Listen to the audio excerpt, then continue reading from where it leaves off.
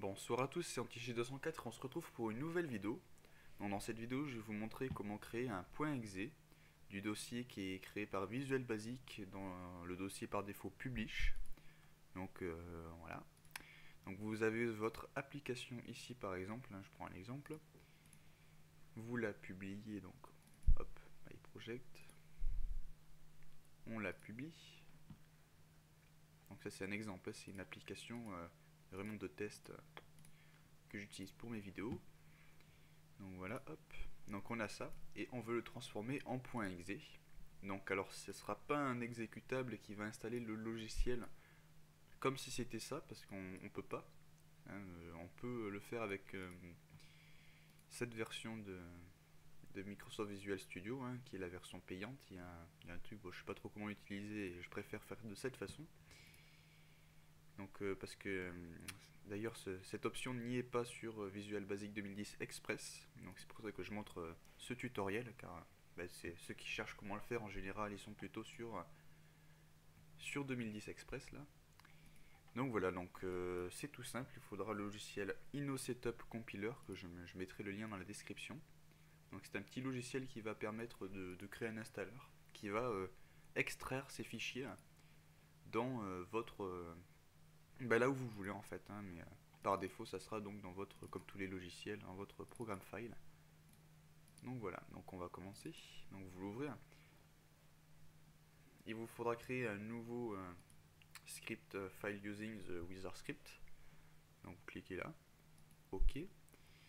Donc ça c'est pas la peine de le cocher. Ici vous allez dire le nom de votre programme, donc par exemple moi test, la version, donc il me semble que c'est la 3, et qui c'est qui la publie. Donc hop, par exemple pour moi, votre site, donc c'est ce qui s'affichera par exemple, je prends elle est à la playa par exemple.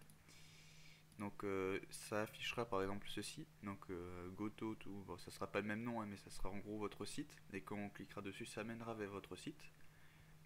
Voilà, donc on va faire Next.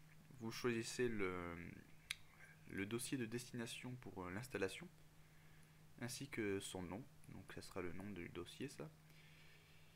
Si vous laissez cette case cochée, l'utilisateur pourra modifier le nom du dossier dans lequel sera installé votre logiciel. Donc voilà, bon. Moi perso je ne laisse pas parce que vu que j'utilise des chemins et que si jamais l'utilisateur change le dossier, ça ne marchera plus.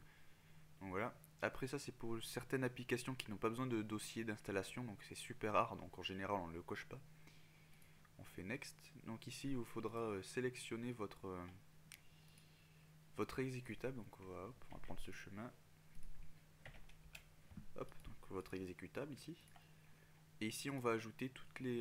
donc normalement il ouvre déjà, il a enregistré la position. Donc vous aurez toutes les autres trucs, hein, tout simplement. Ici il va falloir alors ouvrir le dossier, donc c'est plus simple de se mettre sur le bureau parce que du coup vous l'avez déjà ici. Sinon moi ça sera dans... Hop, ordinateur c'est... donc faut que j'aille... non, pardon, user. Par contre faut que j'aille le chercher, donc c'est un petit peu chiant. User, hop, document, donc c'est un peu chiant à aller chercher, donc je vous conseille fortement de mettre d'envoyer ces fichiers sur votre bureau. Ici moi j'ai mis des petits raccourcis pour pas se faire trop chier non plus à aller chercher à chaque fois tout ça hein, simplement. Donc il se met dans le 2013, dans Project, test 1, test, test 1, test 1, publier. Voilà, donc ici on a ça et application file. Donc il faudra sélectionner le dossier qui est à la base, c'est-à-dire ici il faudra sélectionner, hop, on va remonter un peu, il faudra sélectionner publier ce dossier ici pour que ça rajoute ce dossier là. Donc c'est un peu compliqué, je sais pas si c'est une erreur, mais en gros si vous sélectionnez ce dossier, ça va importer celui-là. Donc voilà, donc il faut le dossier application file, et donc on choisit publier. Ok, oui, et voilà. Ensuite, est-ce que vous voulez démarrer l'application une fois l'installation terminée? Et ça, vous cochez ça si jamais l'application n'a pas besoin de .exe. Donc en général, ça aussi c'est assez rare. Donc on laisse décocher. Hop. Ici, donc un dossier menu, ça va créer simplement. Donc sachant que sur Visual Basic, vous avez déjà une fonction qui permet de créer un dossier dans le dossier menu, quoi. Donc ça va vous déjà. Donc si vous le faites en plus de là, ça va vous en créer deux. Si vous mettez le même nom, je ne sais pas ce que ça fait. Ça va sûrement écraser ce qu'il y avait avant, donc ça ne changera rien. Donc si vous voulez pas mettre de dossier, voilà, donc ça c'est pour qu'il puisse l'utilisateur puisse changer le dossier, le nom de dossier. Donc perso, moi je mettrai non, mais faites comme vous voulez. Créer un internet shortcut, donc voilà, ça permet de créer donc ce je vous avais montré tout à l'heure. Donc on va aller sur Alaplaya là. Hop, donc ceci. Quick Launch Icon, donc c'est pour créer une image sur le bureau, mais c'est déjà proposé dans Visual Basic, donc normalement vous n'avez pas besoin de le mettre. Hop, donc ça, les licences, tout ça, moi j'en mets pas, mais vous pouvez y mettre ce que vous voulez. Donc la licence, puis information avant l'installation, puis après, donc vous mettez un fichier texte, un ODT, ce que vous voulez. Il semble que c'est RCF qui marche, pas ODT, parce que RCF c'est un peu comme du texte, mais avec en plus la couleur et tout, mais qui est compatible avec tout normalement, donc ODT, enfin Word, enfin tout ce que vous voulez.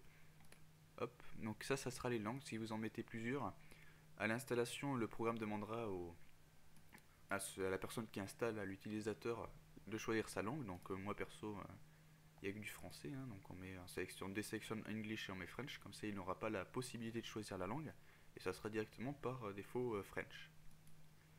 Ici, donc où est-ce que vous voulez, on va dire, créer le fichier exe, donc vous faites simplement hop, bureau, il se mettra sur votre bureau. Donc le nom de votre setup, donc là vous mettez par exemple test la version hop setup pour dire c'est un setup. Si vous voulez donner une image particulière à votre setup, moi je conseille de laisser l'image de base, ça permet de bien voir que c'est un setup, un fichier d'installation, hein, parce que sinon on peut se le confondre avec un raccourci ou autre chose. Enfin bon, c'est plus pratique. Donc ça on laisse yes, finish, donc là on fait oui. Et puis là il demande si on veut sauvegarder le script before compiling. Donc vous pouvez faire oui, donc il va vous demander d'enregistrer, vous mettez bureau, vous mettez le nom de votre appli par exemple. Donc ça sera hop là, et ça va apparaître ici. Donc voilà. Donc à quoi ça sert? Simplement que vous n'allez pas vous emmerder à chaque fois. Si vous mettez une mise à jour, par exemple vous faites test point, et là ça sera plus point 3 moins point 7, ou aller à 1.2, point 0, enfin bon, ce que vous voulez. Vous n'avez pas à refaire à chaque fois la même manip. Il vous suffira simplement d'ouvrir celui-là et de changer, de remplacer, par exemple dans le dossier, c'est ça, vous remplacez, vous supprimez ça, vous refaites publier, et ça va prendre les fichiers qui sont là, et ça va simplement changer. Alors il vous faudra changer simplement, j'aurais pas dire simplement, excusez-moi, mais ici vous avez ici vous avez ces numéros de version, donc il faut changer ces deux valeurs, donc celle-ci et celle-ci. Si vous voulez changer le nom, vous pouvez le faire ici, hein. Donc ça changera le nom, ça change le nom. Et ici, ça va changer comment dire, sur Windows XP, il me semble. Il y aura le titre à droite de l'image, et en dessous, il y aura marqué le publisher, donc il y aura marqué skycraft.w. Et puis il y aura marqué un numéro de version aussi, donc c'est celui-là qui s'affichera. Voilà. Donc c'est pour ça que c'est aussi utile de le changer. Vous n'êtes pas obligé, ça fera rien, mais c'est que c'est plus simple pour pouvoir reconnaître quelle version c'est. Donc voilà, une fois que vous l'aurez changé, vous avez juste à faire générer, enfin compile pardon, et ça va créer le nouveau que vous aurez avec le bon numéro de version et tout. Donc après vous sauvegardez sous le ISS, et voilà, donc vous n'aurez plus à le refaire à chaque fois. Donc hein, ça marche. Alors par contre, j'ai le petit problème avec mon petit PC, c'est qu'il ne peut pas installer de logiciel qui est créé par Visual Basic à cause d'une mise à jour. Donc pour passer à côté, j'utilise Oracle. Hein. Donc comment on fait? On va le mettre dans le dossier de partage. Hop, donc pour voir s'il fonctionne bien. Tac. Donc on va l'ouvrir avec Windows XP. Ça marche pareil normalement sur votre ordinateur s'il n'avait pas ce problème. Donc vous l'exécutez. Alors le seul un petit inconvénient de... Alors on va créer une icône sur le bureau, mais nous on s'en fout. Hop. Donc le seul petit inconvénient, c'est que ça va faire une double installation pour la première fois, mais après ça ne demandera plus. Ah oui, ça c'est normal ça. C'est parce que mon application, je ne l'ai pas créée de façon super, si, je sais pas. Bon. Ah, peut-être parce que j'ai déjà sur mon ordinateur, je crois. Ouais, c'est celle-ci. Donc voilà, bon. Elle se mettra ici, mais elle y sera deux fois, on va dire, si vous avez créé deux fois le truc de démarrage que je vous ai dit. Et aussi, il faudra le désinstaller deux fois, vu que ça aura installé ce setup, plus le setup que vous aurez dans votre dossier de publish que j'ai perdu, malheureusement. Ok, donc bon, vous voyez ce que je veux dire, le .exe avec tout le tralala qui se trimballe avec. Donc il y aurait une sorte de double installation, mais ça permet au moins d'être sûr que vos fichiers seront au bon endroit, un endroit sûr, et pas avec une commande moisie qui envoie vers un dossier un peu paumé. Donc voilà. Donc j'espère vous avoir aidé pour ce petit tutoriel qui est assez sympathique. Bon, c'est peut-être pas une des meilleures solutions, hein, mais elle permet de dépanner et elle fonctionne plutôt bien. Elle est assez configurable, hein, on peut choisir un menu démarrer et tout. Hein. C'est très léger, c'est rapide. Franchement, c'est une bonne application polyvalente. Donc voilà, donc j'espère vous avoir aidé. Si vous avez aimé la vidéo et tout, mais vous pouvez mettre un petit like et vous abonner à la chaîne si vous voulez voir plus de... si vous voulez voir plus de vidéos. Allez, salut!